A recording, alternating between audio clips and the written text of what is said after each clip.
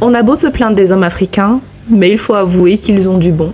Pour avoir été en couple plus d'une fois avec quelqu'un dans notre continent, je vais lister ici les choses que j'ai constatées que les hommes africains, qui sont bien élevés, je tiens à préciser, ont en plus.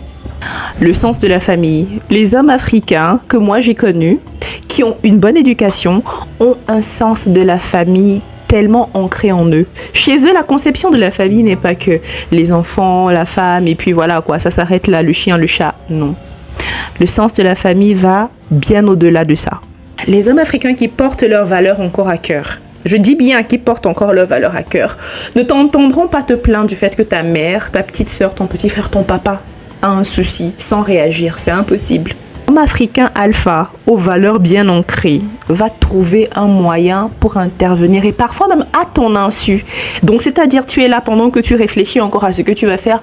Lui, il a déjà appelé papa derrière, il a déjà appelé maman, il a agi et là maintenant tu vas juste recevoir le feedback. Quand toi tu seras sur le point de faire ton geste, on te dira « Oh, monsieur a déjà fait ». C'est pas merveilleux ça? 2, ils sont protecteurs. Je n'ai jamais été dans une situation où mes intérêts, mon intégrité physique étaient en danger et l'Africando avec lequel je me trouvais ne se sentait pas concerné, mais il va agir. Je suis désolée, mais il va intervenir, que tu le veuilles ou non, il va entrer, il va acheter le problème. 3, l'élégance.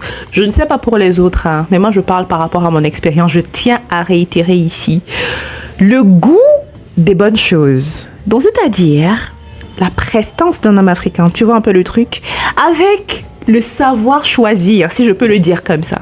Il sait te mettre 1, 2 tenues, il sait accessoiriser le truc, et puis ça donne quelque chose de waouh, ce que je n'ai pas connu avec mes expériences avec d'autres races. 4, la générosité. Ici, je ne parle pas forcément des grandes sommes, voilà, des gros voyages, non.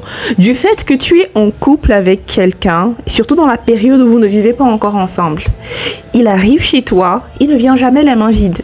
Il t'apporte des courses, il t'apporte quelque chose dont il sait que tu as besoin dans la maison. Ce que je n'ai pas forcément connu avec les autres races avec lesquelles j'ai été en couple. Forcément, il fallait que tu appelles, que tu demandes que la personne vienne avec telle ou telle autre chose. Je mettrais ça non seulement sous le coup de la générosité, mais aussi de la proactivité. L'homme africain, en fait, ceux qui ont été bien élevés, ceux qui ont des valeurs encore bien ancrées en eux, savent que quand ils sont en couple avec une femme, elle a des besoins. Et même quand elle ne te demande pas, les besoins restent quand même. Et il faut, d'une certaine façon, contribuer de manière positive à sa vie.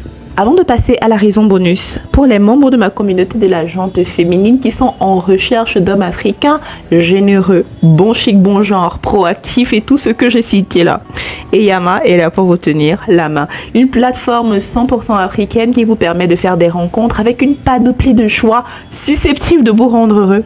Ne restez pas à côté alors que les gens trouvent l'amour. Allez-y et faites un tour. Raison bonus, la vigueur. If you know, you know. De toutes les façons, j'ai déjà dit ici, je suis fragile. Donc, si tu n'as pas compris, je suis désolée, mais je ne vais pas donner plus de détails que ça. Dites-moi en commentaire les caractéristiques positives d'hommes africains que vous pouvez citer. D'accord? On se dit à la prochaine vidéo et surtout prenez soin de vous. Bisous.